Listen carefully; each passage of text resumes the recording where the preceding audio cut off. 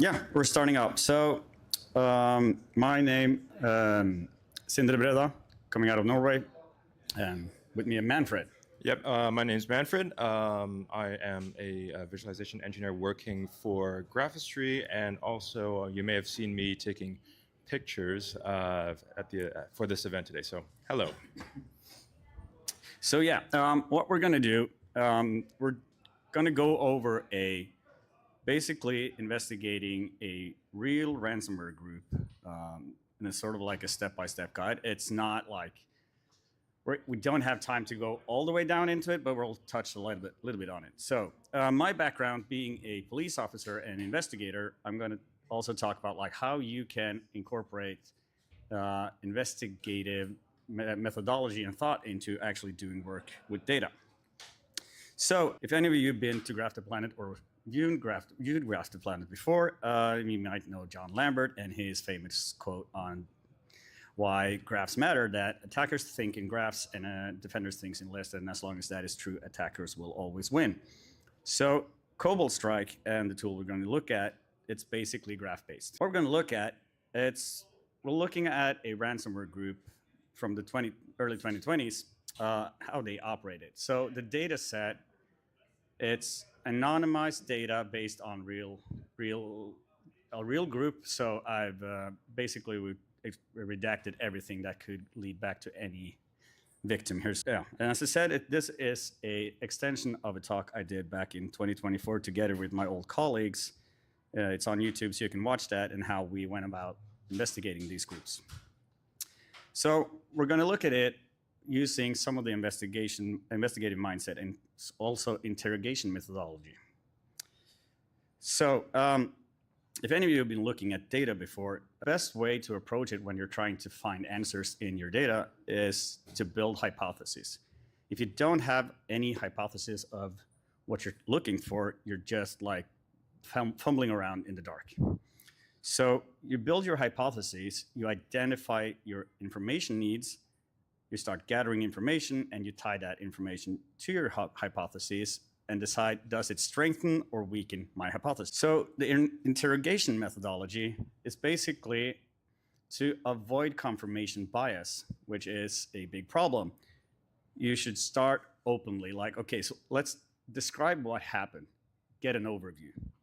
And then you go further down the funnel is basically ask more direct questions, describe this part of the problem a little bit better, or enrich your data. And the bottom of the funnel is basically confrontational, where you basically start up asking yes or no questions, closed questions. So going down the funnel for every question, every hypothesis, information need, you basically at the end have a scoring system where you say, okay, this is what likely happened here.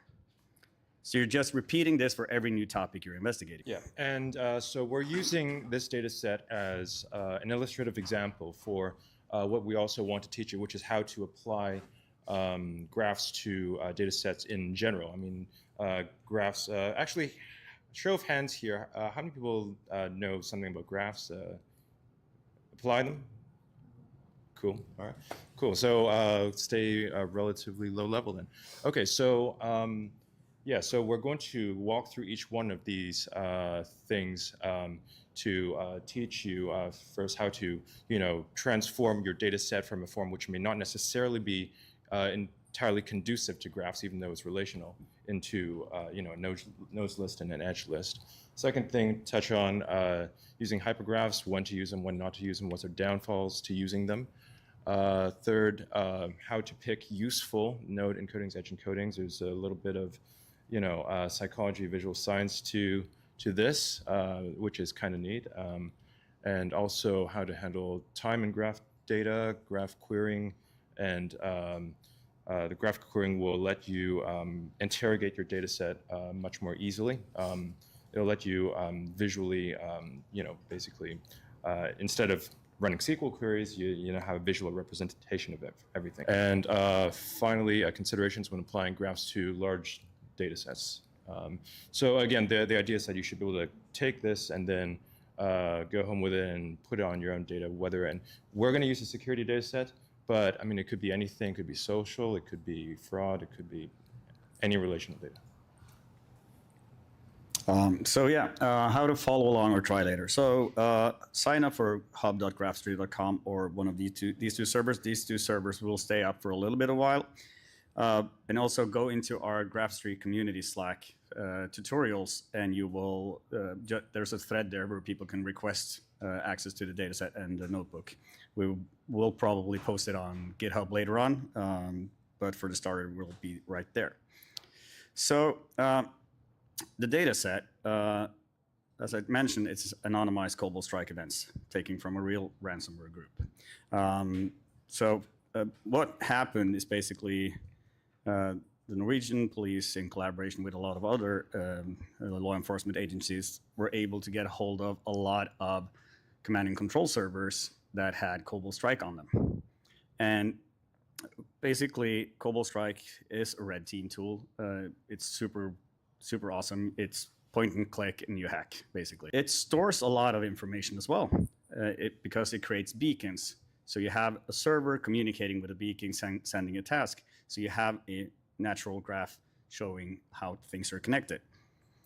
So the data set we have is a small subset. It's basically one victim anonymized. It contains 34,000 rows. There's the duplicates there because of duplication across C2 servers, but when you dedupe it, it's basically 9,000 events or so. So it's built up of a IP timestamp. The CS data column is basically the raw command being sent. So we're going to start in the top of the funnel is basically overview. So we're starting by going, hey, let's see from the C2 server, the team server IP, go to the public IP for any victim and look at what that gives us. So that's basically the open question. Yeah. So can you put a few more?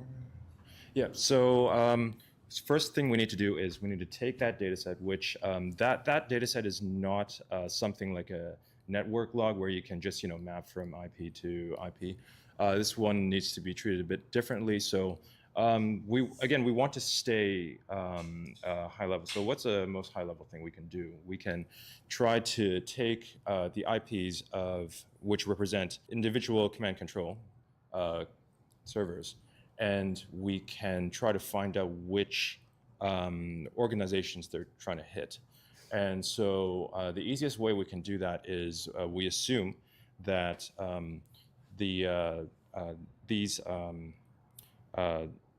C2 servers will be hitting computers behind an external IP. So we aggregate on that.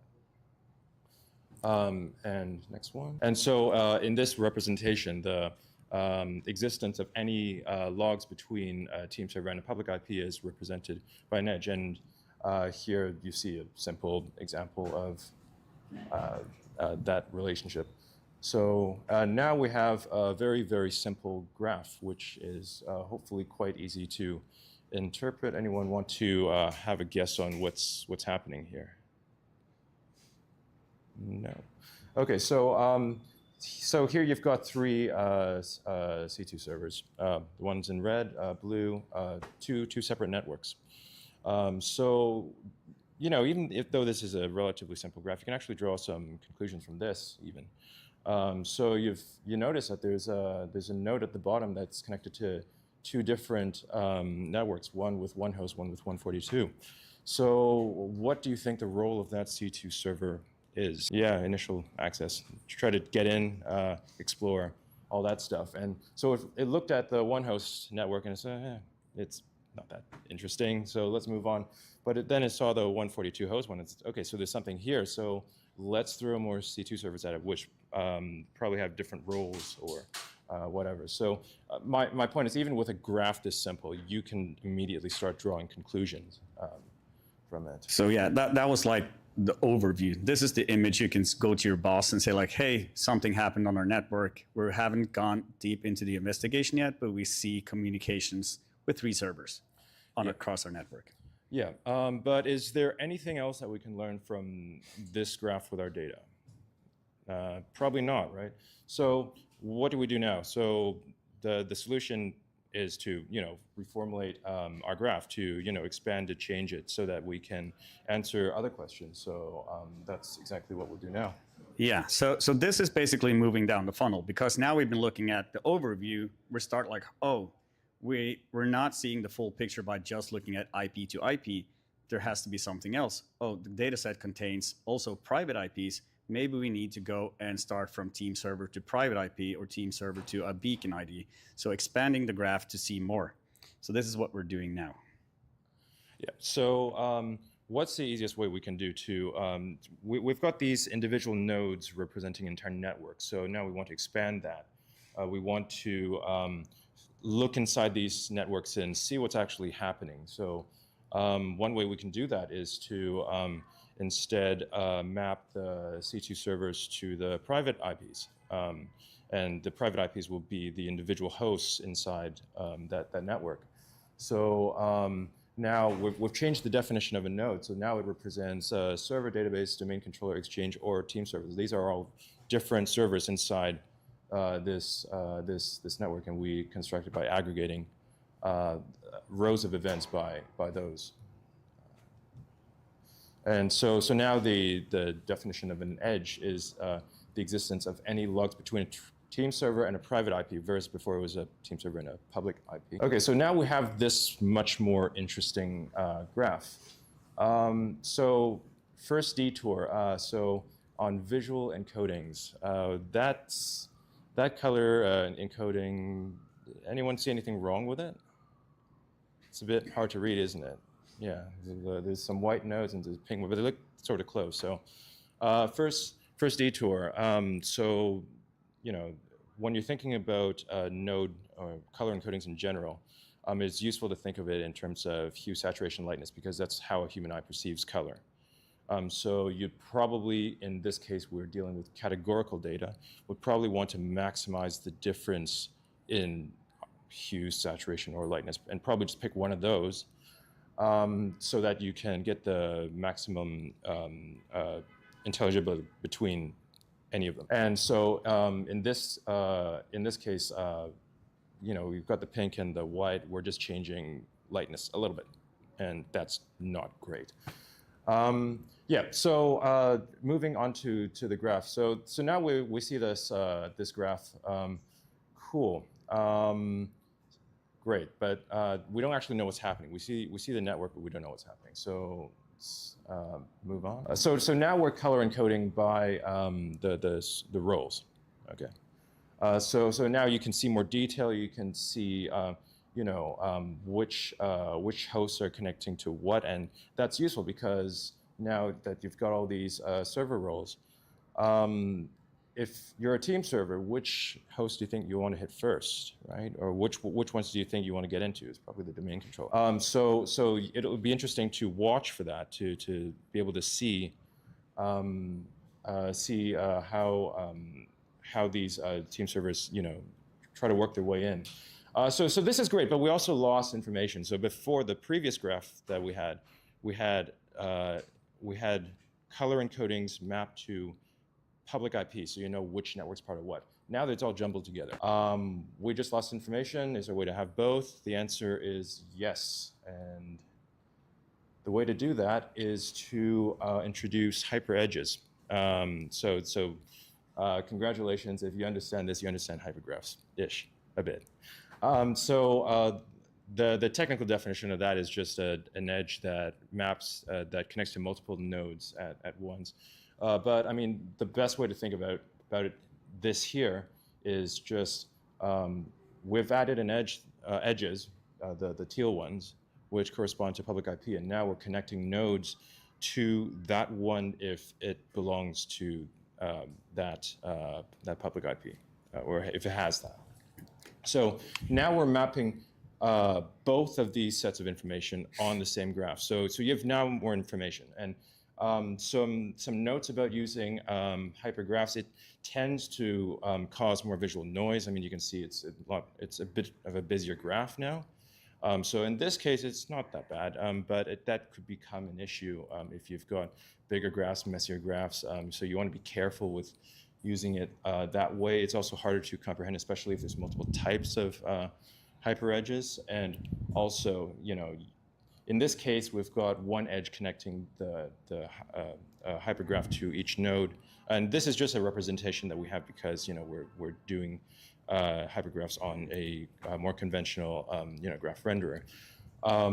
That being said, if you've got a massive graph, then that means that if you add a hyperedge, you're going to massively pump up your number of edges. And that has problems computationally. Just some caveats, but it is a powerful tool. Yeah, and that's like when you get started with graphs, it's quite easy to be like, oh, cool, everything is a node. And everyone that starts with graphs, they're basically going to hit this at some point where they made everything into a node, and suddenly you've gone too far. So that trying to understand like what should be a node, what should be a property, that gives you that idea of like, okay, this is a useful graph, this is not a useful graph. So beware of the super nodes, basically. Okay. So now we know a lot about the structure of this network. So we know which computers are what and what belongs to what network. But we still don't really know what's going on, like how exactly this attack progressed. And so we've got more information available to us that we can use to figure that out. And yep, keep going. So we can use time. So we can use time to try to link sequences of events and again, understand what happened. So great. So what I've done here is I've taken the same node color encodings, but now we've added edge color encodings. So in this case, before we were using colors categorically, but now we're using it as a continual spectrum. So we're mapping edges represent like first seen, and we're going from oldest to newest, and oldest newest being mapped to red to yellow to green. So the red ones are the ones which are the oldest, the first. Yeah, basically the initial access. Yeah. So based on that graph, you can probably see where the initial access happened, right? First of all, you can see which C server is the initial access server. That's the same one that we pointed out connected to two different networks. So that confirmed our hypothesis. That's great. And then we can see how it's slowly spread out among the network, which is also neat. That being said, there is an slight issue with using edge color encodings this way. We just wiped out our previous edge color encodings. So color encodings are very, very flexible, but at the same time, they are. We can't throw everything onto it. You're going to overload that, and that means that it's going to be a lot more difficult to comprehend your graph, understand your graph, and interpret it. Right. So we don't want to lose information again. So what do we do this time? We encode time as an animated graph so that we can use edge color encodings for something else. And so here's a demo of what happens if you try that. Let me do this one. So yeah, go a little bit back. Starting off, we're playing this as a live video. Hopefully you're seeing it good. So it moves across the entire network from one C2 server onto the beacons and nodes. And suddenly you see there's a lot more activity happening. So at some point they got hold of something or some access that made them able to traverse the network. And we'll go a little bit into that later on and see like they're working a little bit, taking some time off, staying cool. And when we go into the data after, I'll show you a little bit of why that's happening, because at some point here, they're doing a dump of the Active Directory and getting the hashes and getting tokens and cracking passwords behind the scenes. And suddenly they have the passwords for the domain admin. And this is what's happening now. They got access. Now they are in full control of, and can do whatever they want on this network. So cool. What else we're not getting here? And yeah, go Manfred. Yeah. Okay, so now we know roughly what's happened in this graph. So the next question is, can we get some actionable information out of this? So can we extract a kill chain from this network so we can more precisely understand what's happened, pinpoint the problem, and fix it? So yeah, we found some new interesting things from that animated network graph, right? We found out that, well, we confirmed our suspicions that 198.51.100.10 was our initial access team server. And we found out, you saw at the end, there was a big explosion of purple where it suddenly, hit all of the servers at once and dumped the data, right? So we found out that the cluster of nodes around 100.30 at the top there seems to be the final targets of interest. So let's see if we can use graph query algorithms to find what path they may have traversed. And this is going to be a hypothetical scenario, but we'll continue with that. So this is using collections in graph tree, but in general, what we're doing is we're taking subgraphs and we're highlighting them on the graph, and then we're able to use color encodings to compare the different subgraphs, see how they differ, and hopefully we get some interesting information out of that. So the first one is just the initial access team server. Simple subgraph. It's just the 100.1.10. Sorry. But we can move on to a more interesting one. So this one is just seeing if there's any path, forward-moving path. Edges are directional, or they can be directional. So we're just following the edge in the forward direction between the initial access server and we picked a random node in that cluster over there.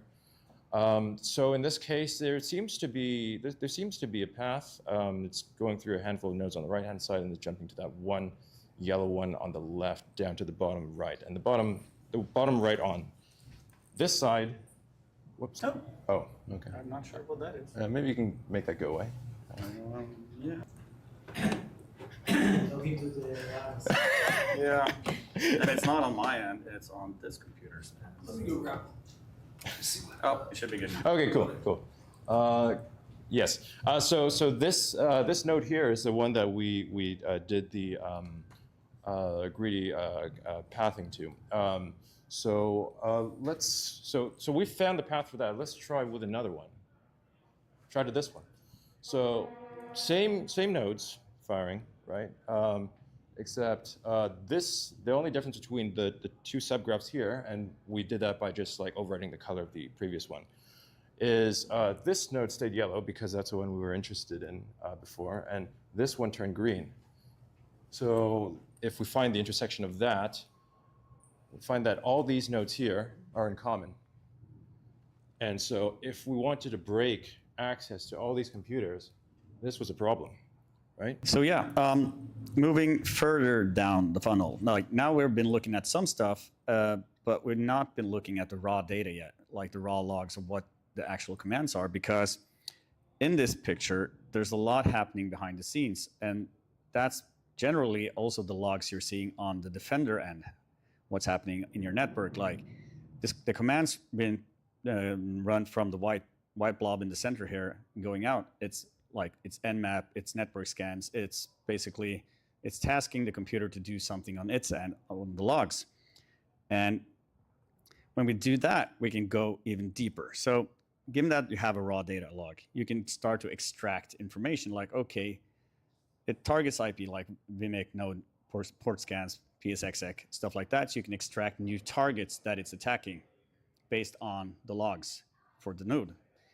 These are not direct communication paths because they're living off the land, basically. So they're using the computer that they have like a reverse shell on to run new commands and expand their attack path, and then spread files and upload files and download files and use credentials, dump credentials, and stuff like that. So this is like going another level down the funnel where you add more nodes and more edges. So I'll go with that. I'll jump over here and we'll try, if the demo gods allow us, we'll run through every step we've done now in this notebook. So basically first, to do this, you need a account on Graphistry, of course, because we're using Graphistry to visualize it. And I have this subgraph demo dataset. So I'm loading that one. 8,800 events, 142 hosts, and 210 beacons. So basically, a couple of the hosts we have here have multiple beacons on them. And a beacon is basically a reverse shell talking to a server, like a command and control server. So going down the funnel, so let's look at the simple approach. Basically, my first graph on this. So you have your data set, you have your head. We're deciding that we're going to go from team server IP to public IP without doing any other than going like, okay, cool, look at all the events, make a graph, and see what happens. So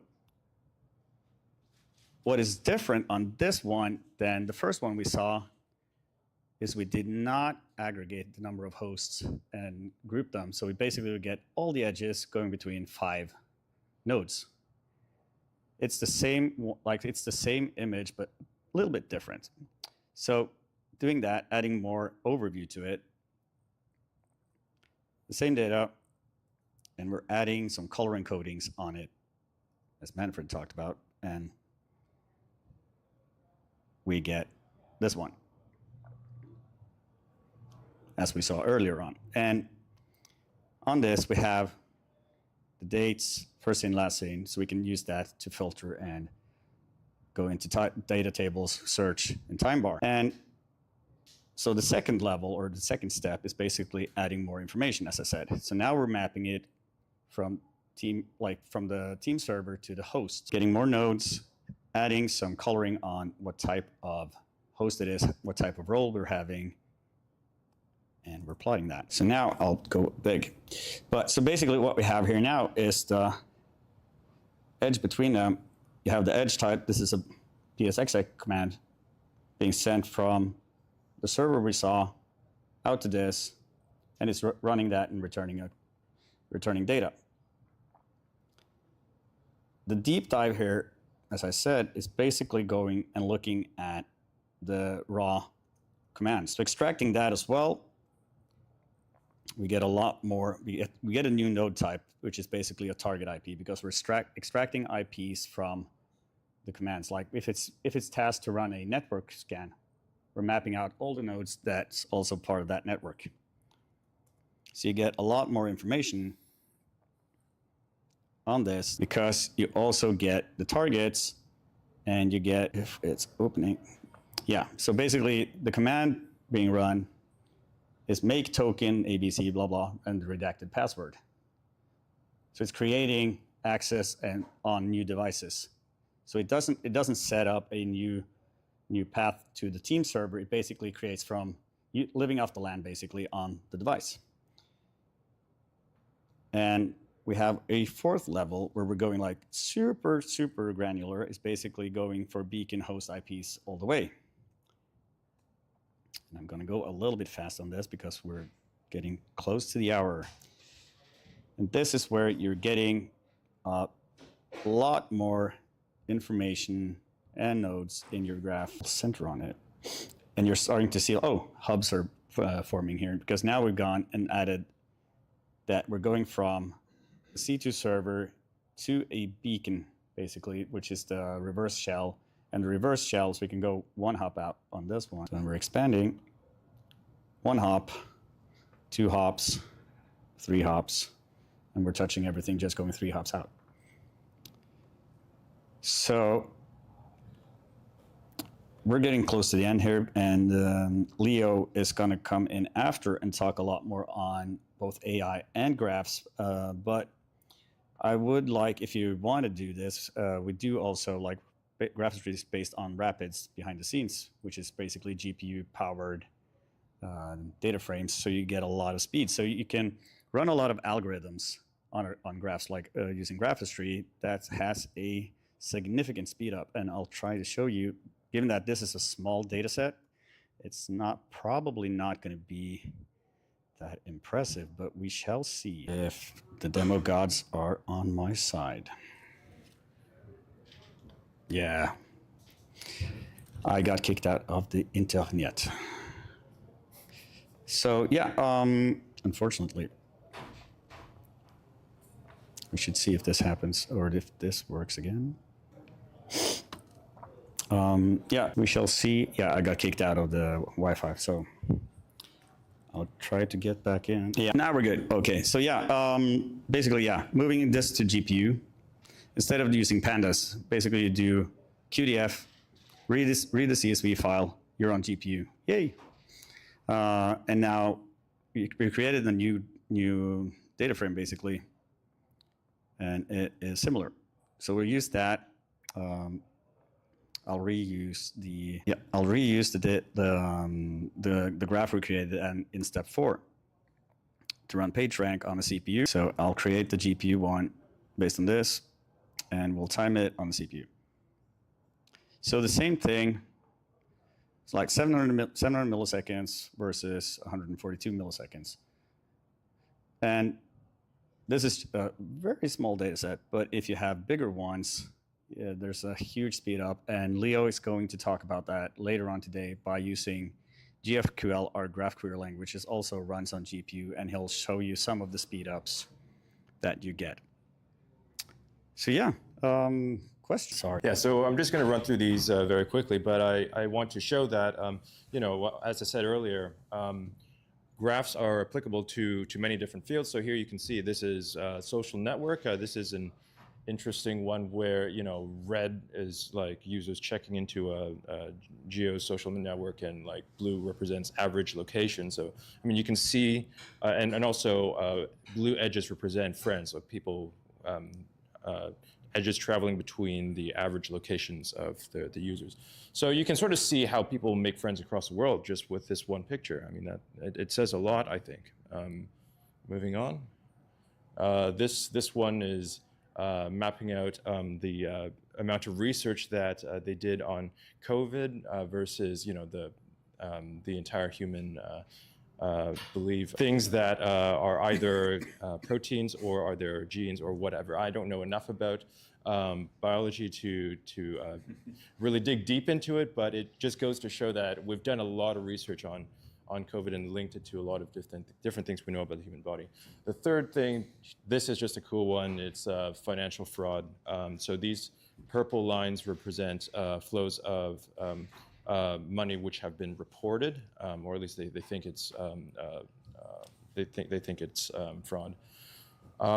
So you can sort of see how money moves from certain countries or even certain cities to other ones, depending, and you can probably guess what the usual suspects might be. I mean, there it is.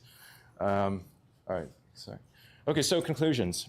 So the one thing I want everyone to get out of this is that a graph is a great solution, but you have to design your graph to get the answers you want. It's not just going to fall out because you put it in a graph, right?